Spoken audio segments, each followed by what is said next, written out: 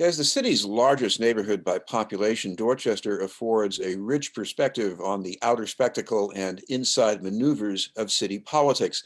That accounts for more reasons to check out the latest edition of the Dorchester Reporter for coverage of the historic breakthrough in the mayor's office, but also for a supplement looking back at a political figure who went from a neighborhood three-decker to a cabinet position in Washington. To fill us in is the reporter's managing editor and publisher, Bill Forry.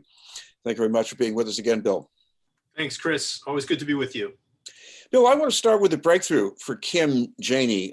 Put this into context for us because you know how different this is from what we've experienced before in Boston.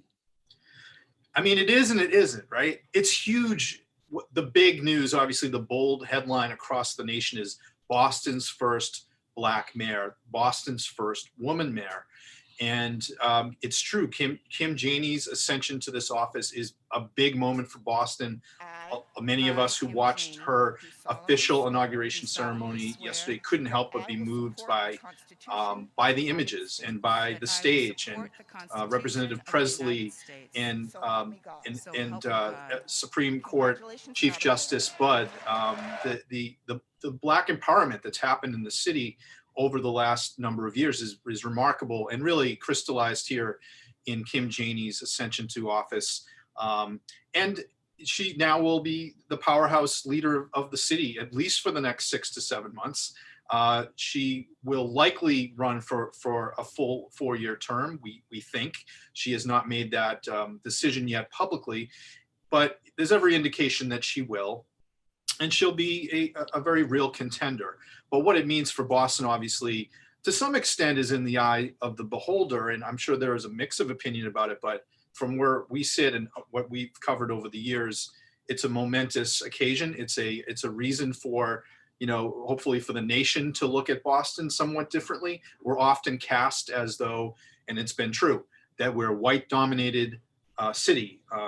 Frankly, Irish dominated over the last century. For the most part, that is the case. It's been that way. It's changed. And Mayor Janey's moving up, even though it's technically an acting role, she's the mayor. And there's no asterisks to that in my view. She has the powers of the mayor to make appointments. And the way she governs over the next few weeks even will be a real indicator of how the city will likely be governed for years to come. Where do you see that going, at least in the short term, as far as transition? Well, in the short term, I don't think people are going to see a whole lot of movement. I think those who decided that they were going to leave with Mayor Walsh have left. There's obviously shakeup at the Boston Police Department with William Gross leaving as the commissioner, and Dennis White taking briefly control, and he's on leave under investigation, obviously. I think that we'll see some movement there for sure, out of necessity. But a lot of the people who are part of the mechanics, the day-to-day mechanics of running City Hall internally, are still there at the controls. They decided to stay on, and I think they're, in many respects, true public servants who are true believers in making sure that the city is well governed, especially right now during our pandemic and the recovery from COVID. A lot of good people in that mix who are devoted. One of them is Chris Osgood, who was serving under Mayor Walsh in one capacity, moved over to become Mayor Janey's chief of staff. That was a real signal, I think, of the kind of continuity that everyone hopes for, that we see a relative newcomer to City Hall in Mayor Janey. She's only been a city councilor for 3 years, but has an amazing team really behind her at the moment. And there's a lot of promise. I think her performance yesterday in her inaugural address was very uplifting, and also gave confidence to everybody, people who are in government and in business, that there's a real capable leader here in charge. In addition to all the sort of excitement around having someone new, a Black woman in charge, there's also confidence increasingly, I think, in that the city will move on quite normally under this transition period. Partly because of term limitations for council presidents, Kim Janey happened to be in the right place at the right time when the Marty Walsh music stopped. But at the same time, what I also noticed going on over the past year was the chemistry of the council and how that changed the chemistry of Boston's leadership, the police reform. There's a new force that was already gathering before Marty Walsh decided to go to Washington. Right, and part of that is a credit to the two women who jumped out last fall, Michelle Wu and Andrea Campbell, to give voice and real pressure to the idea that change was going to come one way or another, at least the potential for change, right? If there had been a competitive election for Mayor Walsh, he obviously chose and was offered quite a different alternate choice there. But, give them credit, and I do, for creating an environment where, there is a loyal opposition at work and a competitive election underway to frame out what the next Boston will be here.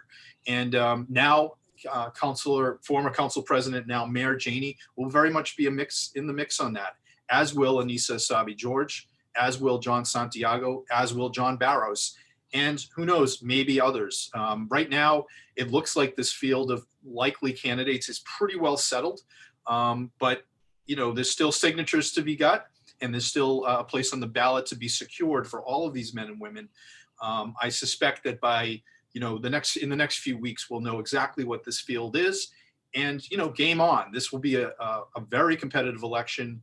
The newest dynamic here being Mayor Janey, and her now having a bully pulpit. The cameras are going to follow her every day in a way that they won't follow any of her competitors, at least for the moment. And it gives her an advantage, as well as on the fundraising side. We will expect to see, should she decide to run, and I think she will, the faucets of campaign finance will turn on, and she'll be quite the contender for this seat. I should plug the supplement that you have coming out. The subject, of course, in the simplest terms, is Marty Walsh. People might think that we're putting him on a pedestal, but actually, this is a clinic on how things get done here in the city politically. Yeah, this is the supplement, Chris, that you're mentioning. It's inside the Reporter, and it's also being circulated independently. It's something we worked on for a couple of months, so it's a substantial insert to the Reporter. And a lot of good content, including one by you, Chris, in which you kind of give some frame and analysis and evaluation to the Walsh mayoral years. But this is really a look back at the mayor's career, I should say the secretary's career now, Secretary Walsh, how he went from being, frankly, a little known union activist, union worker in the 1990s, got involved in the civics of Dorchester Civic Association leadership, was a baseball coach, was known in the neighborhood in that context, and really rose through the ranks, obviously, beginning in 1996-97, when he won a special election to become the state representative in the 13th Suffolk. This supplement has a long piece that I wrote about that election, which is interesting in its own frame. He got lucky in some respects. Marty Walsh has been the beneficiary not only of his work ethic and his hard work and his devotion to his craft, but he's had some good breaks along the way. And this supplement points out some of that. And, that's part of what makes politicians successful, a combination of luck and pluck and hard work. And he certainly is a case study in somebody who really carved a path, not only for himself, but for a brand of politics that has proven quite successful in the city. Marty Walsh was 22-0 when on the ballot in Boston. That's it's hard to contest that as anything other than a huge success story. Mayor Janey has been complimentary, as have others, in noting that a kid from Dorchester has gone on to this huge position at the federal level. No matter how you feel about Marty Walsh, and I know he has his detractors as well, it's a good look. It's a good moment for the city of Boston for one of our own to ascend to that position. So this supplement kind of takes account of all of those things. One good reminder from my looking over this is that he made some decisions that some people didn't like, that might have been the right thing to do, but he learned how to avoid antagonizing people in a wholesale fashion. Yeah, the rap on Marty Walsh back when he was running for mayor in 2013 was that he would be beholden to labor or beholden to certain special interests.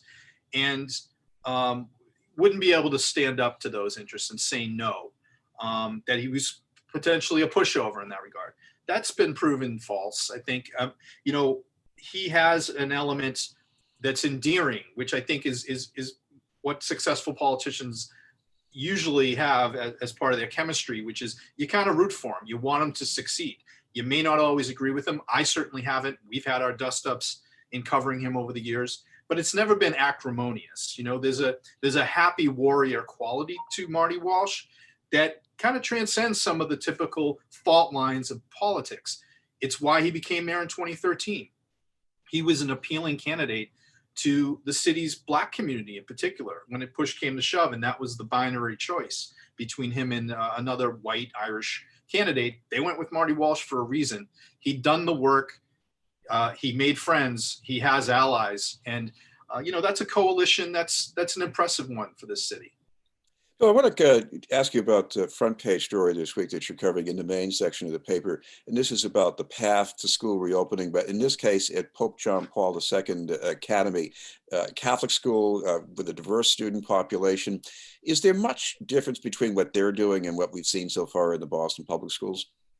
Oh, a big difference. Yeah, you know, St. John Paul Catholic Academy has three campuses in Neponset, Lower Mills, and Columbia Road. And they've all been open at least roughly 50% capacity since September. So they decided to do a hybrid of in-person learning as alongside stay at home. They gave that choice to parents and children to decide whether or not they wanted to be in a classroom environment. And they did the work that they needed to do last fall and over last summer, really, to make sure that their facilities were equipped. And obviously, you know, a lot of anxiety there for many of us, including me and my wife, who have one child in this academy. We all of our kids, full disclosure, have gone through the academy. It was a question mark, and many people decided to just learn remotely. But what was good in the case of, in my view, of St. John Paul Catholic is that they gave people that option. There was no rigidity to the fact that you have to learn at home or you have to learn in a classroom. They gave people an opt-in, opt-out. And from our accounting, we did some reporting on this this week. Chris talked to a lot of the teachers and the administrators there. It's been a success story. And I think that it is, you know, for many of the parents that we've talked to as well, they feel fortunate they had this option. And the metrics have supported the safety around it. There hasn't been a widespread, you know, there was not a widespread outbreak of COVID within the school campuses. They did have some cases. They had a notification system. And I think it's time to take stock of that now. That's why we did the story this week. It seems to be, among the local options, a pretty good success story. And finally, Bill, if people want to catch up on that news and the supplement, you got it all online, right? Yeah, you can see it obviously in print, and we love for people to pick those up. It's at newsstands throughout Dorchester and Mattapan, but it's also online. Please feel free to jump on there. .news.com is our website, and you can follow us on Twitter at .news. Thank you very much for taking the time to be with us. Thanks, Chris. Bill Forry from the Dorchester Reporter. We'll have more news in just a moment.